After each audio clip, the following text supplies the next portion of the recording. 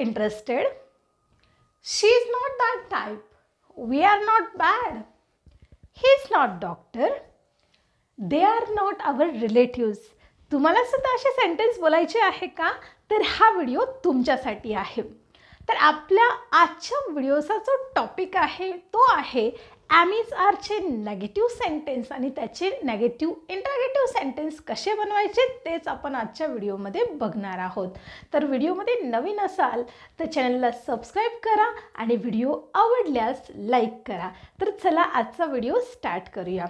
Hello my dear student, welcome back to inspire academy. स्वागत आहे तुमचं नवीन व्हिडिओमध्ये. आजच्या व्हिडिओचा टॉपिक हा नेगेटिव्ह आणि नेगेटिव्ह इंटरॅगेटिव्ह आहे. पण कोणत्या सेंटेन्सचे तुम्हाला नेगेटिव्ह सेंटेन्सेस बनवायचे आहे आणि त्याचेच नेगेटिव्ह इंटरॅगेटिव्ह बनवायचे आहे. तर या अगोदर आपण ॲम इज आर हे हेल्पिंग वर्ब बघितलं.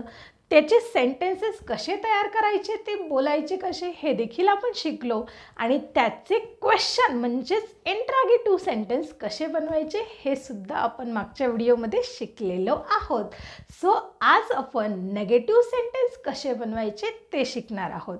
तर बघा, जनरली आपण बघतो की नेगेटिव्ह सेंटेन्स बोलताना किंवा लिहिताना generally no, not, nothing, never असे वर्ड्स आपल्याला बघायला मिळतात. मग आता हे वर्ड्स तर आपण वापरतो नेगेटिव्ह सेंटेन्स बनवण्यासाठी. बट द क्वेश्चन इज की हे जे वर्ड्स आहे जे नेगेटिव्ह सेंटेन्स दाखवतात म्हणजे नो, नेव्हर, नॉट, जे वर्ड्स आहेत ते नक्की वापरायचे कुठे. तर तेच मी आज तुम्हाला शिकवणार आहे की हेल्पिंग वर्बच्या वाक्यामध्ये नेगेटिव्ह वर्ड्स कुठे वापरायचे, ते सेंटेन्स नेगेटिव्ह कसं तयार करायचं आणि त्याचंच नेगेटिव्ह इंटरॅगेटिव्ह कसं तयार करायचं हे आपण शिकणार आहोत. बघा, बोर्डवरती काही जे सेंटेन्स आहे सुरुवातीलाच मी तुम्हाला रीड करून दाखवले. आता या सेंटेन्समध्ये बघा की आय एम नॉट इंटरेस्टेड म्हणजे मी इंटरेस्टेड नाही आहे. I am not interested. मग आता इथे बघा, हे ॲम आहे हा हेल्पिंग वर्ब आहे. मग जर तुम्हाला नेगेटिव्ह सेंटेन्स तयार करायचं आहे, नकारार्थी वाक्य तयार करायचं असेल तर या हेल्पिंग वर्बच्या पुढे तुम्हाला काय यूज करायचं आहे? नॉट यूज करायचं आहे. किंवा इन शॉर्ट तुम्ही इथे आरंटचा सुद्धा वापर करू शकतात. म्हणजे ॲम नॉट असेल तर इन शॉर्ट तुम्ही आरंट सुद्धा यूज करू शकतात. मग बघा, आता इथे जर नेगेटिव्ह वाक्य आहे की मी इंटरेस्टेड नाही आहे, आय एम नॉट इंटरेस्टेड, त्याचाच नेगेटिव्ह इंटरॅगेटिव्ह कसा करायचा बघा. मी इंटरेस्टेड नाही आहे का? Aren't I interested. Me interested नाही आहे, I am not interested. Me interested नाही आहे का? Aren't I interested. Next example बघा, शी इज नॉट दॅट टाईप. ती त्या प्रकारची नाही आहे. शी इज नॉट दॅट टाईप. मग आता इथे सुद्धा हेल्पिंग वर्बच्या पुढे तुम्ही नेगेटिव्ह वर्ड यूज करू शकता जो की आहे not. So she is not that type, ती त्या प्रकारची नाही आहे का? मग आता इथे इज नॉट इन शॉर्ट तुम्ही यूज करू शकता इझंट.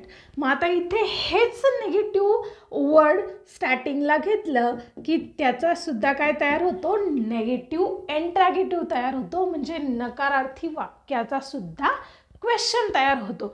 मग बघा की ती त्या प्रकारची नाही आहे का? इझंट शी दॅट टाईप. पुढे बघा, वी आर नॉट बॅड. आम्ही वाईट नाही. आम्ही वाईट नाही. मग आता आर हे जे हेल्पिंग वर्ब आहे त्याच्या पुढे तुम्ही नॉट यूज करून ते सेंटेन्स कंप्लीट करू शकता. आणि त्याच नेगेटिव्ह सेंटेन्सचा जर इंटरॅगेटिव्ह करायचा असेल, आम्ही वाईट नाही आहे का? मग इथे काय येईल? Aren't we bad. Aren't we bad. Next is he is not a doctor. Okay, तो डॉक्टर नाही. मग आता तो डॉक्टर नाही, हेल्पिंग वर्बच्या पुढे नॉट वापरायचं आहे आणि तो डॉक्टर नाही आहे का असं असेल तर मग इथे काय? Isn't he doctor. Isn't he a doctor. Okay, then they are not our relatives. ते आमचे नातेवाईक नाही. ते आमचे नातेवाईक नाही. आरच्या पुढे वापरला नॉट किंवा in short you can use aren't. Okay, आरंटचा अर्थ नाही का असा होतो. मग बघा, ते आमचे नातेवाईक नाही. दे आर नॉट अवर रिलेटिव्स. ते आमचे नातेवाईक नाही का? आरंट इथे घ्या. ओके, आरंट दे आवर रिलेटिव्स.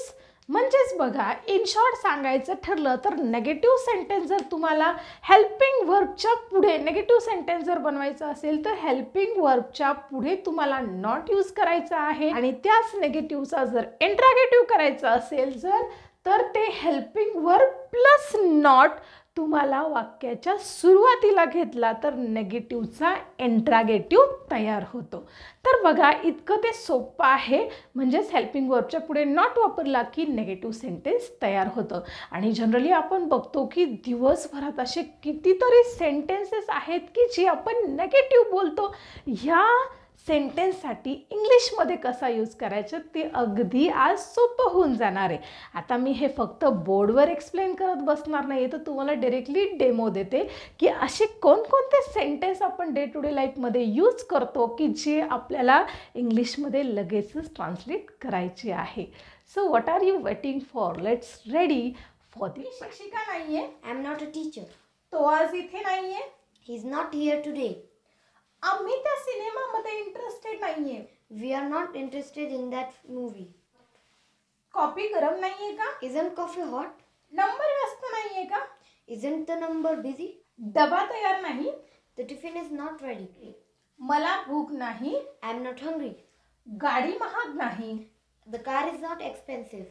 मी माझ्या निकालाने आनंदी नाही. I am not happy with my results. डबा तयार नाहीये का? Isn't the tiffin ready? आम्ही तयार नाही. We are not ready. तू माझा चांगला मित्र नाहीये. You are not my good friend. हे संपलेले नाहीये. It is not finished yet. माझे घर माझ्यासाठी घर नसून मंदिर आहे. My home is not only home, it is also a temple for me. तू प्रामाणिक नाहीये. You are not honest. संगणक चालू नाही. The computer is not working. Pizza गरम नाही. The pizza is not hot. हे पुस्तक माझे नाही. This book is not mine. ही गाडी नवीन नाहीये का? Isn't this bike new? तर बघा, याच पद्धतीने आपल्याला सेंटेन्स तयार करायचे आहे. आम्ही इथे असे सेंटेन्स कंडक्ट केलेले आहे की जे आपण डे टू डे लाईफमध्ये वापरतो. म्हणजेच बघा, आता तुम्ही सुद्धा असं करू शकता की तुम्ही डे टू डे लाईफमध्ये जे नेगेटिव्ह सेंटेन्सेस बोलतात त्याची लिस्ट बनवायची आहे आणि ओरली त्याची प्रॅक्टिस इंग्लिशमध्ये करायची आहे. आय होप की तुम्हाला इझिली याची प्रॅक्टिस जमेल आणि अशाच पद्धतीने जास्तीत जास्त सेंटेन्सेस तुम्ही इझिली इंग्लिशमध्ये बोलू शकाल. तर चला, मला सांगा आजचा व्हिडिओ तुम्हाला कसा वाटला. चांगला वाटला असेल तर लाईक करा आणि नवीन असेल तर चॅनलला सबस्क्राईब करा. भेटूया पुढच्या व्हिडिओमध्ये उद्या सायंकाळी 6 वाजता. Thank you so much.